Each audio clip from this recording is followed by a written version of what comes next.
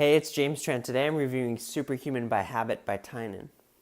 So I read this book a little over a year ago, and it's one of the favorite books I've read to date. It's really short. I read it in 2 days, and I'm a really slow reader, and it's just filled. I underlined something on almost every page. It's just filled with good stuff. The first half of the book talks about concepts and the theory behind habit forming.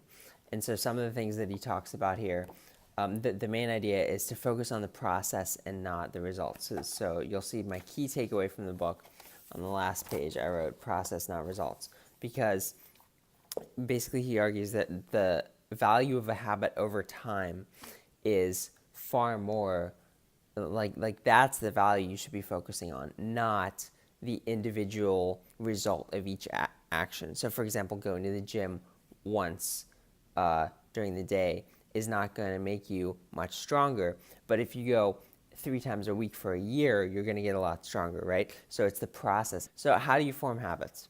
Tynan talks about how most of us try to use willpower to do things that are good for us. So eating healthy, going to the gym, working, whatever. We try to use willpower to do it. He says this is a mistake because we have limited willpower.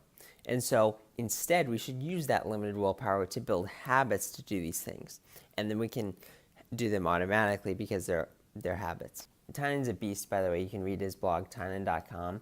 You'll get super inspired. You can also read my full book review of this book on my blog, jamestrent.net. So a couple key takeaways from this book. Missing a habit, avoid it at all costs. So there are 2 phases of habit formation. There's the loading phase and then there's the maintenance phase. And so the loading phase takes, a couple months, and that's the period where you really have to be sure that you never miss one time of doing the habit. So if it's a daily habit, you have to do it every single day, no matter what. And then the maintenance phase is where you just maintain the habit and keep doing it. If you miss a day, it's a big deal because it's a threat to that habit.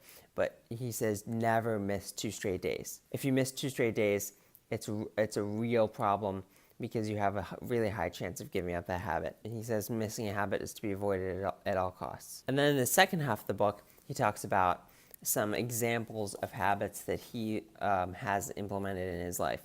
He's got so many good habits, and I've implemented a few of these. But basically, you'll just get inspired reading these, and then hopefully you'll be able to implement a few yourself. On the last page, I wrote down a list of the ones that I wanted to start with, and since it's been a little bit over a year since then, I can say that I have.